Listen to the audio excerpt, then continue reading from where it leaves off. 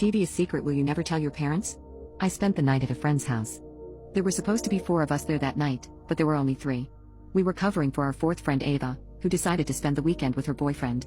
He was some skeevy 25-year-old man in the city. Around midnight, the phone rang. It is our 4th friend. Ava and her boyfriend got into a fight and he put her out of his house.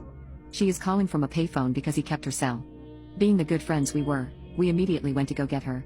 Due to the fact that she's Baltimore, Maryland, I thought it was a good idea to let my dad know about it. In an instant, my 2 friends disagreed. They feared that they would get into an immense amount of trouble from their parents, and they weren't willing to take that risk. I gave in. We printed off directions, loaded into my car, and left. After 2.5 hours arriving in Baltimore, we pulled up to the store our friend called from. We looked everywhere in the surrounding area, but she was nowhere to be found. We asked the guy in the store. He told us she was there, but she argued with some guy for a bit, and when the clerk threatened to call the cops, she left with the dude she was arguing with. We ended up driving around a bit, hoping that Ava was somewhere nearby. The store was within walking distance, so she had to be somewhere near there. My friend got the idea that if she left with a dude, it had to be the boyfriend. This meant that she definitely had her phone on her. We call and yeah, she's with him. Everything is good. She meant to call us, but they were talking and he was apologizing and trying to make up with her. We told her that we were in the city, and she absolutely freaked.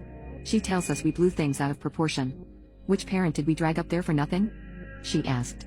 When we told her that we came up alone, she was beyond surprised. You guys are so sweet. You are the best friends a girl could ever have. Ava offered to swing by and meet the boyfriend, so we did. When we showed up, the boyfriend shooed our friend away. He insisted that we were to come in. We decline. He insists, again, and we tell him we will in a bit, but for now, we are thinking about running back to the store for a drink. Let me come with you, he said. I was hoping this guy would get the damn hint, but he didn't. He was a creep. We drove away before he could say anything else, and after an hour of deciding what to do, we came back. We couldn't just leave our friend here. He then invites us to spend the night.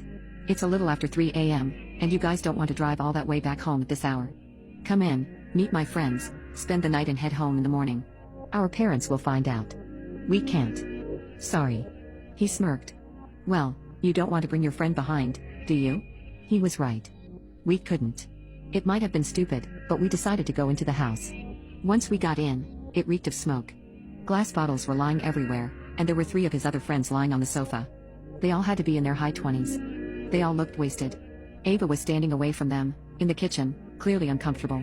As soon as the 3 of us walked in, the boys on the couch jumped up and started to get all up on us.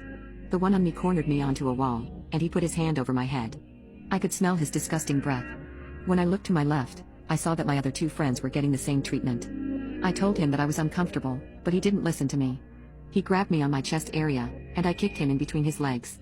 At that moment, all 4 of us, including Ava, sprinted out the door and hopped into my car. We drove away, not looking back.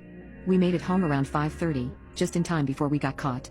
Ava ended up dating the dude for a few months more, despite our protests that he was a bad dude.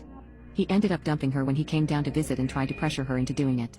When she said no, he tried to force himself on her, she hit him. Looking back, I am able to see that we were clearly taken advantage of, especially Ava. Years have passed since this, and Ava ended up getting into other bad and abusive relationships. But a year ago, she managed to find a boyfriend that was right for her. And no, he's not 10 years older than her. None of us have told our parents about that night.